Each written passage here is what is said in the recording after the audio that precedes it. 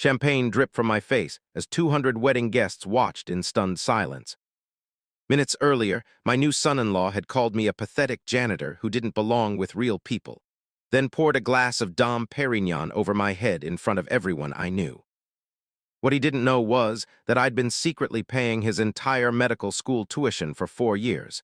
Every penny of it my dead wife's life insurance money. I stood there dripping, reached into my pocket for my phone, and understood that one phone call would end everything he'd built. This is what happens when kindness meets entitlement, and why you should never assume the quiet man in the corner has no power at all. The trouble started the moment I pulled into the Riverside Country Club.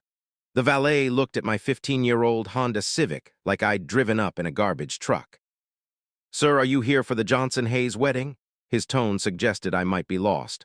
"I'm the bride's father," I said. His face went red.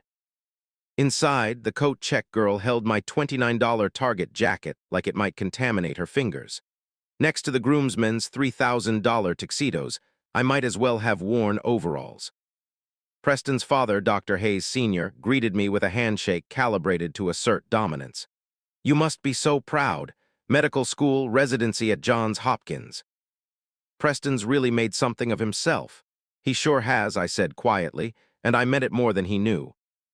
Because I'd been tracking Preston's progress for 4 years through quarterly scholarship reports. GPA, clinical performance, character assessment, pending. Nearby, a groomsman stage whispered to his friend, loud enough for me to hear, "Sarah's dad is a janitor at a children's hospital." "Preston must really love her," the other one snorted. "Love doesn't pay for country club memberships." I kept my jaw tight and my mouth shut. "Margaret used to say you judge a man by how he treats the people he thinks are beneath him." Preston swept over next, all charm and Italian silk. Eddie looking sharp. His eyes lingered on my suit with barely hidden amusement. "Did you need help with a better one?" Image matters in medicine. People judge you before you speak. The irony was staggering. His entire education, every dollar, had come from the very man he was subtly insulting. $320,000, and he didn't know it. Sarah appeared at the top of the staircase in her grandmother's dress, and for one moment the room went quiet. She looked exactly like Margaret on our wedding day. But watching Preston's face as he watched her, I saw calculation mixed in with the pride, the practiced way he positioned himself for photos. "After tonight," he told me, lowering his voice, "she'll be part of a real medical family legacy." That's when I knew we had a problem. At the reception, I heard his aunt near the bar. "Her background, hospital janitor. What will people say at the club?" Her husband shrugged. "Preston knows what he's doing. She'll be grateful." Those types always are. I'd been watching this family for months. Old money medical dynasty, the kind of people who saw charity as a tax write-off, not something that costs you anything real. Here's what they didn't know. 5 years ago, my wife Margaret died of stage 4 lung cancer after a 3-month fight. Preston, then a second-year medical student on his clinical rotations, had treated her. He was gentle. He stayed late answering questions. He held my hand in the hallway when the last round of chemo failed. That's why 3 months after she died, I took her $400,000 life insurance payout and quietly created the Margaret Johnson Memorial Medical Excellence Fund through City National Bank. Anonymous, need-based. Character assessed. Preston Hayes was its first recipient. I thought I was investing in the compassion I'd seen in that hallway. Watching him work the room tonight like he'd earned every inch of it alone, I wasn't sure anymore. "Dad, you okay?" Sarah asked, catching my expression. I asked her carefully if Preston had ever said anything about my job. Her hesitation answered before her words did. "He comes from a different world." Give him time. 28 years hadn't been enough time for basic respect. I thought about the briefcase in my car, the scholarship agreements, the bank statements, Margaret's death certificate, and wondered if I was ready for what using it would cost. At dinner, Dr. Hayes Sr. swirled his wine and told me my daughter would need to adapt to medical family life, country clubs, galas, a different world than what I was used to. My background, he said, had its own value. Hard work, the backbone of America. Preston joined in, clapping my shoulder like I was a golden retriever. "We need people like you, Eddie. Someone's got to do the jobs others won't." I asked him quietly how he'd paid for medical school. Scholarships, he said. Family foundation stuff. Anonymous donor, probably some pharmaceutical company.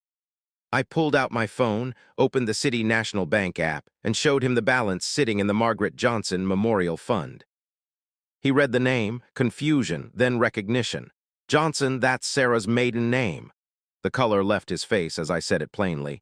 That was my wife's life insurance money, Preston. I cleaned floors at the same hospital where you did your residency, where you treated her. I've been funding your education since the day she died. Before he could fully process it, hospital administrator Janet Miller spotted me across the room and swept in for a hug. Eddie. How's retirement? Preston's head snapped up. Retirement from what? Janet beamed. 15 years as facilities director. Staff of 43, $2 million budget, saved the hospital 600 grand a year. Best we ever had. Facilities director, not a janitor pushing a mop, the man who ran the building. Preston had worked at that hospital 2 years and never once asked my actual title. He'd just seen a man in work clothes and stopped looking. At the father-daughter dance, Sarah told me Preston was sweet when it was just the two of them, that tonight was just wedding stress. I wanted to believe her. But Margaret always said, when people show you who they are, believe them. And Preston wasn't finished showing me. He cut back in on the dance floor and, drink in hand, decided the crowd needed clearing up. Ladies and gentlemen, he announced, voice carrying, my father-in-law's been telling people he paid for my medical school, which is obviously ridiculous. Gasps. Sarah went white. I earned my scholarship through merit, not charity from a janitor. He grabbed a fresh flute of Dom Perignon off a passing tray, held it high, and said the words that would end his career before he understood what he was ending. Let's be honest about who really belongs at this level of society. Then he poured the entire glass over my head. 200 guests stood frozen as champagne ran down my face and soaked into my target suit. You don't belong here, he said. You never did. Sarah made a sound like she'd been struck. I didn't move, didn't raise my voice. I reached into my jacket, pulled out my phone, and held up the bank app for the crowd to see. Balance, $198,247.83. Fund name, Margaret Johnson Memorial Medical Excellence Fund. Established May 2019 with a $400,000 deposit from a life insurance payout. Recipient, Preston Hayes III. Total disbursed, $320,847. I opened my briefcase next, the click echoing through dead silence, and laid out 4 years of proof. Notarized scholarship documents. Bank transfer records read aloud, dollar by dollar, while 200 guests did the math in their heads. A character assessment form Preston had signed himself. His own handwriting describing how the anonymous donor's generosity had taught him medicine was about serving everyone, regardless of background. And finally, Margaret's hospital records, room 314. Oncology, the exact weeks Preston had been assigned to her case, the day she died, and what she'd said at the end about being proud of the young doctors caring for her. Janet stepped forward, stunned, and told the crowd the fund had put 8 students through medical school. Preston wasn't even the only one. Doctor. Hayes Sr. begged me to reconsider, to think about Preston's career. I told him I was thinking about Sarah, and what kind of marriage she'd have with a man who fundamentally disrespected her family. I called Marcus Thompson at City National Bank right there in front of everyone and invoked the fund's character clause, effective immediately.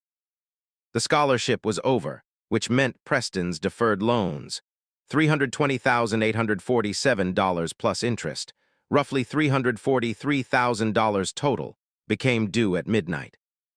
Janet confirmed what came next without me having to ask.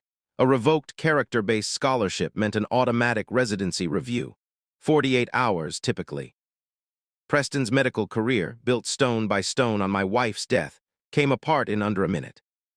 I gave him one thing before I left, the card of a financial counselor who'd helped a previous recipient through the same reckoning. I told him the scholarship was gone for good, but what he did next was still his choice. Then I hugged my daughter, told her my love for her would never depend on who she married, and walked out into the night with champagne still drying in my hair. The fallout moved fast.